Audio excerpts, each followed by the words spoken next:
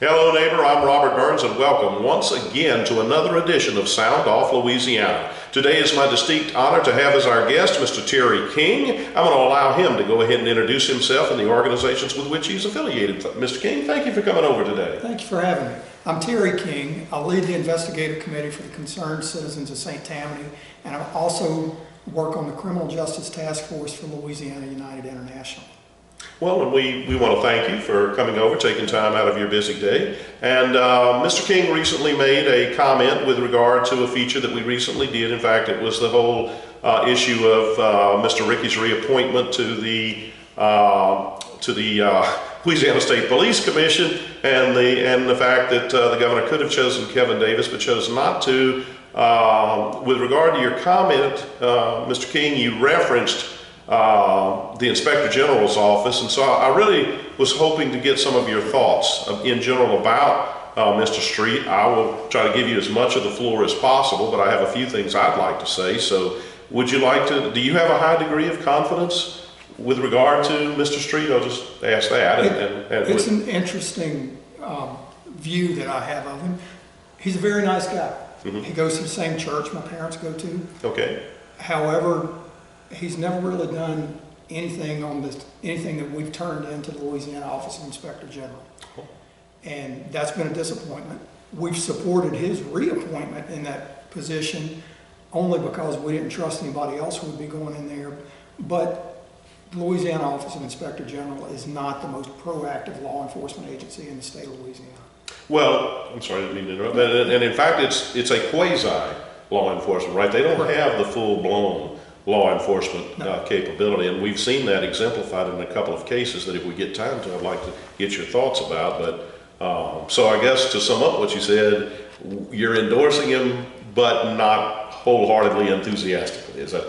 Well, he's a nice guy. Mm-hmm. Just like a lot of other people who I've actually sent to jail mm-hmm. have been nice to me, but they were not effective in their positions. I got you. Well, are you familiar with some of his most high-profile cases that he's had since he's been in the IG? Hit and miss on some of them, I am. Okay, well specifically, I want to talk about just a couple. We won't take up an enormous amount of time on this, but are you familiar with the Murphy Painter? I mean, that is his most prominent case ever in his entire career. In fact, the person who represented Murphy Painter, Al Robert, was my attorney. Well, he's one of two. The criminal defense attorney. Right, he was co-counsel. The lead counsel, however, was a gentleman named Mike Fowler, who I have always ranked among the top 4 defense attorneys in this state. But for those, we've done extensive past features about this. We had about a 7 series of interviews with Mr. Painter. I attended the entire trial from beginning to end, and I will say, as a former federal government fraud prosecutor, that had to be the weakest case I've ever seen in my life. And to think that we as taxpayers spent over $1 million to prosecute this. Now, it was the U.S. Attorney's Office that prosecuted it, but they had to rely extensively upon Stephen Street. And then we had to pay Murphy Painter $600,000 in legal fees because Mike Fowler doesn't come cheap. Neither does Al Robert. But the jury took about 3 hours, and look, I know you know this, our audience may not. When you are prosecuted by the federal government, they have about a 96% conviction rate. So for there to be an acquittal in about 3 hours should tell you how weak the case is. We'll give links for Mr. Painter's past appearances, as well as a link for my synopsis of the trial. But wouldn't you, I mean, I don't want to put words in your mouth, but would it not seem quite embarrassing? I'm going to just bring out one thing. There were 2 of the counts against him. There were 29 counts that survived, involved him accessing the database to get addresses to mail sympathy cards. I'm not joking. And former Judge James Brady, he's since gone on to be with the Lord, asked, that rises to the level of a federal offense? So I'll ask you to comment on that case. I'll try to give you a quick All I know overview. is that when I would talk to Al Robert about it, he thanked me for preparing him for the level of corruption or just poor management, because he had already gone through the cases that we had in St. Tammany Parish. Okay. Well, I'm glad to know this, because Mr. Robert, God bless his soul, he got the hardest part of the case. He had to interview a gentleman that had come in from California about the different levels you could go through within this law enforcement system. And I mean, the jury was like, and that lasted about 4 hours. So I've always respected Mr. Robert's, because I said, Mike got the flash and dance parts with the witnesses. Al had to do the really difficult part. So let's move on from Murphy Painter. Corey Delahousie, you familiar with that one? I read a little bit about it, but I didn't track it that close. Okay, well, Corey Delahousie is one that the Inspector General's office went in and did a 6 a.m. raid on his home. Corey reported $58 million in FEMA fraud pertaining in the aftermath of Hurricane Gustav. We'll give links for those features as well. And that $58 million got denied. And so the next thing he knows, there was an allegation that Corey had engaged in $6,000 of alleged improper billing. $6,000, I want to emphasize that, versus the $58 million in fraud that he reported and that did not get paid. So they did a 6 a.m. raid on his home. They took 19 terabytes of computer equipment. They took all of his personal tax returns. And then subsequently, it was determined by Judge Brenda Ricks in Livingston Parish, that the Inspector General has no search warrant authority. And so she suppressed every bit of the evidence, which I think the evidence is overwhelming. It was never gathered to prosecute him on $6,000. It was gathered to find out what all he had with regard to those denied FEMA claims, because it was ultimately taken to a 3-judge arbitration panel in Washington, and they upheld Mr. Delahousie's decision. So would you consider that not to be a huge embarrassment? Yeah, exactly. I mean, and for back in those days, at least in my experience, a lot of people just weren't prepared for the level of corruption that was out there. And I think now, obviously, since January 20th, we're seeing a whole different culture in this country. And I'm glad to see that, even if it's difficult. So. Very good. And then I'll bring up just one other thing. I'll provide a link to this. Bobby Jindal selected Mr. Street, and it was only a couple of years prior to that selection that he had an $8,000 federal tax lien that he had not paid, and also a $550 occupational licensing lien that he had not paid. Now, that was when he was in private practice, but to me, that should have been a disqualifier. That's just my firm opinion. And we've provided links for the liens, both of them, as well as a full-blown feature, which we're also going to link. That's the last one I'm going to ask you about. Would you think, if that were you, if you were the governor making that decision, would you have appointed him with that? I mean, he's a CPA, he's a lawyer. You can't. Once you start going down that ethical slippery slope, where's it going to stop? All right. Well, you've been very short and succinct in your answers, so the floor is now yours. You can take over those. So the only 3 questions I wanted to ask, so you feel free to elaborate any more that you would like, and the floor is yours. Well, I mean, ultimately, one of the things that we're pushing for with concerned citizens of St. Tammany is to have the local Office of Inspector General get permission to do that, so that we can have an impact on our local governments. I could never reach out to the Inspector General's office to actually get them to do an investigation, because they only work in the executive branch of the government.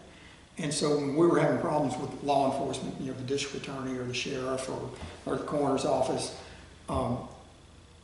because of the way the Constitution is written, the Louisiana Office of Inspector General can't investigate that. Okay. And then your local sheriff can't investigate them either. So there's no oversight with these Article 5 agencies. Okay. So we want to get that addressed. And the idea with us is that, we do something where we can stand up an agency, it doesn't have to be a big agency, 1 or 2 people that can go in and audit all of these different functions. Anywhere where money goes in whatever parish it's in, the Inspector General could go in and look at it and try to make sure that the money's being spent properly and prevent some of these issues that we're seeing. Okay.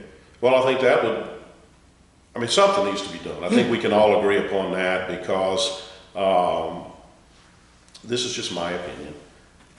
What I have observed of Stephen Street is that, and to your point, I have on video where I have challenged him head on, and we'll show the video of that, saying, why don't you branch off and not report to the governor and be truly independent?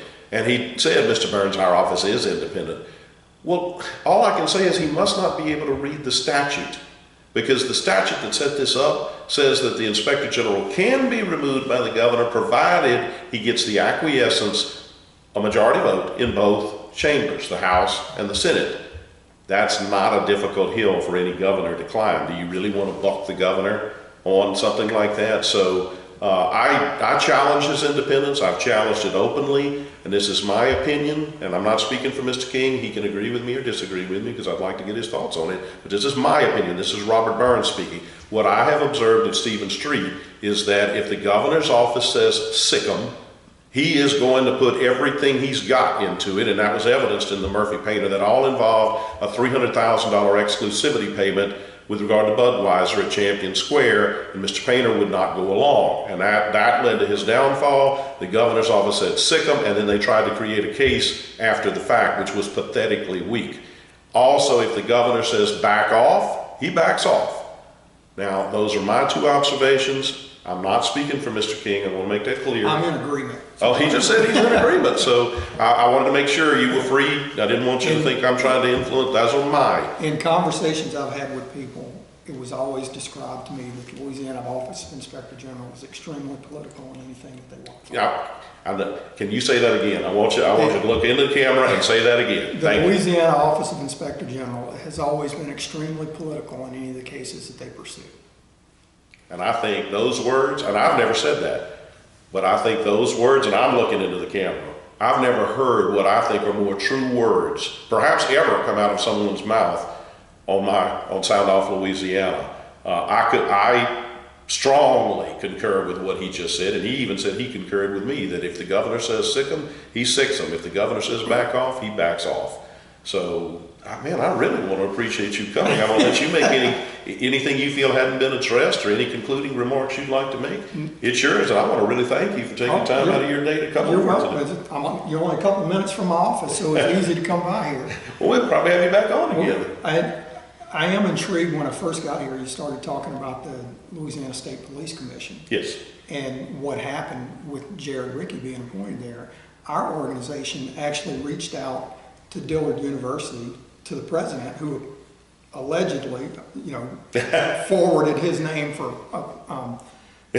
Well, they did. Yeah. They did forward it now. Yeah, I think they were under a little bit of duress. Yeah. And just this weekend, I was told that it was Senator McMath, who actually put his name up for wow. Which makes a lot of sense with that when you go back and look at the relationships that are going on in St. Tammany Parish. Well, now you're going to know a lot more about that than me, so I don't know if you feel you got time today, but I'd love to have you back to elaborate upon that. Please read my second book before you do that. Okay, all right. Because I do address some of that. Okay, all right. Well, we'll do that. That's fair enough. So, anything else? There's a reason I like to have folk on. I learned a lot more than I knew before this episode started. So, by the way, if anybody wondered, I have never met Mr. King in my life. I think I may have spoken with you on the phone once or twice, maybe, but I've never met him. No, met me in passing one time. I just didn't, make an impression. But I'd like to tell him about what. All right, so I've written 2 books. The first one is Dead People, Crazy People, Drugs, and Politicians, which is really concerning how we took the coroner of St. Tammany Parish out of office, and using the media and law enforcement to do that.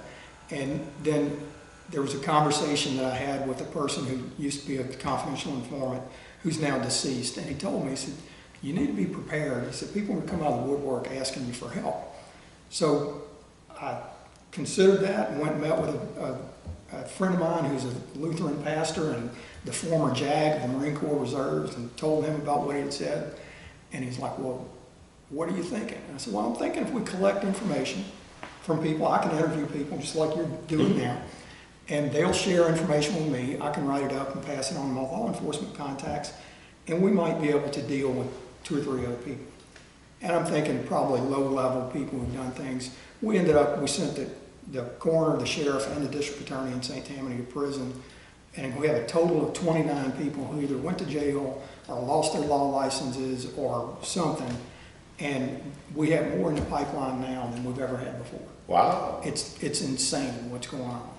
And it's, it takes a lot of work. Is that primarily almost exclusively in St. Tammany Parish? Not all of it. Not- Newell Norman didn't decide to go on radio because he thought that he had a good voice. Oh, boy, okay, okay. It's in the first book. But yeah, I mean, so there's a lot of, but a couple of them in Mississippi, but some of them are local. Some of them nobody really knows that I had any involvement in. Okay. Like with John Mack when he, Very familiar with that situation. that was one of mine, and